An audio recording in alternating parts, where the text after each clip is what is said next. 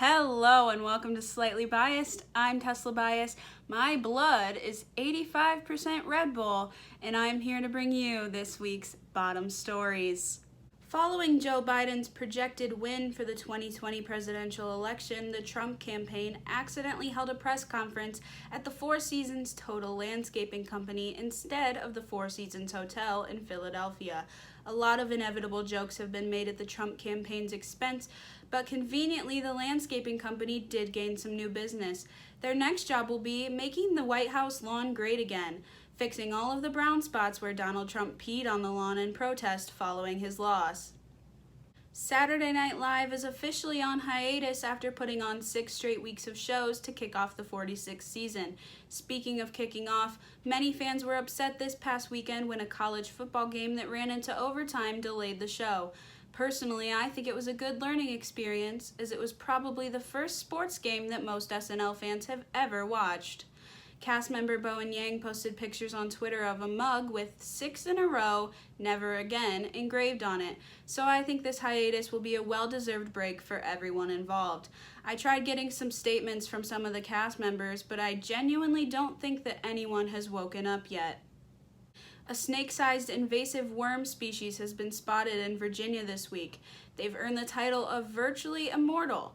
They can be cut in half and continue to grow and survive from both ends. Some say that the species originated in Southeast Asia, and I'm not saying I disagree, but come on, look at those band-aids on Mitch McConnell's hands and tell me that there's not little snake worms crawling out of those wounds. Tropical Storm Eta will be making landfall in Florida later this week, so if you thought Florida was red before, brace yourselves, it's about to get a whole lot redder. McDonald's is making the news once again this week after launching their plan to include the McPlant, a new plant-based chicken sandwich on the menu by 2021. As someone who doesn't follow a plant-based diet, I can't say that I'm particularly excited about the news, but is anyone? You're going to tell me the best pitch for the name was the McPlant?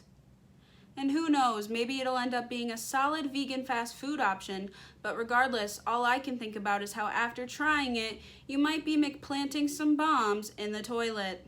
With Thanksgiving break around the corner, many are wondering if college students will be bringing coronavirus home with them for the holidays. If I had to take an educated guess, I would say, yeah, duh.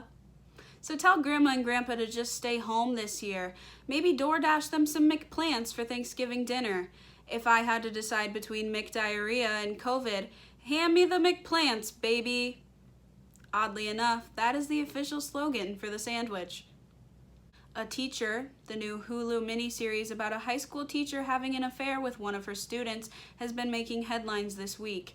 Meanwhile, real teachers everywhere are thanking God that learning is currently remote, as the series basically served as a how-to guide on how to SAT prep tutor your way into some casual pedophilia. And now it is time for the somehow fan favorite segment of the show, where I'll turn things over to my colleague Besla Tyus with her report on the weather. How's it going, Besla? Hey Besla? Hello. Hey Besla, it's Tuesday. It's time for your weather report. Hey, yeah. Sorry, I didn't think you would call this early. Besla, it's 4 p.m. So, hey, I'm just curious, is that a wig? Is what a wig? Never mind. Can you just call back when you're ready to do the report, please?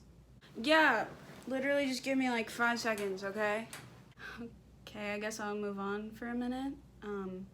The Danish government... Yeah, hey, I'm right here. I said give me a second, not continue with your little jokes. This is my screen time for the week, and I'm ready to use it. Oh, and she's outside again. Okay, go ahead, Besla.